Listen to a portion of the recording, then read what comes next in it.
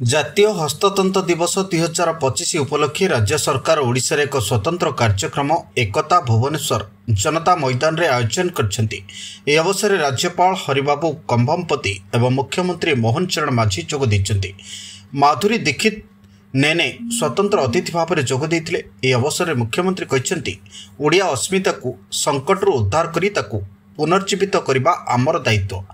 ଆଜିର ଦିବସ ଗର୍ବ ଏବଂ ସ୍ମରଣର ଦିନ। ହସ୍ତତନ୍ତ କ୍ଷେତ୍ର କେବଳ ଆମର ଆର୍ଥିକ ମେରୁଦଣ୍ଡ ନୁହେଁ, ବରଂ ଆମର ଗର୍ବ ଏବଂ ଗାରିମାର ପର୍ବ। ସମସ୍ତ ବୁଣାକାରମାନଙ୍କ ଉଦ୍ଦେଶ୍ୟରେ 2015ରୁ ପ୍ରଧାନମନ୍ତ୍ରୀ ଜାତୀୟ ହସ୍ତତନ୍ତ ଦିବସର ଆରମ୍ଭ କରିଥିଲେ। 2015ରୁ 25 ମଧ୍ୟରେ ସମଗ୍ର ଦେଶରେ 1,50,000 କୋଟିର ଖଦି ଏବଂ ହସ୍ତତନ୍ତ ସାମଗ୍ରୀର ବିକ୍ରି ହୋଇଛି।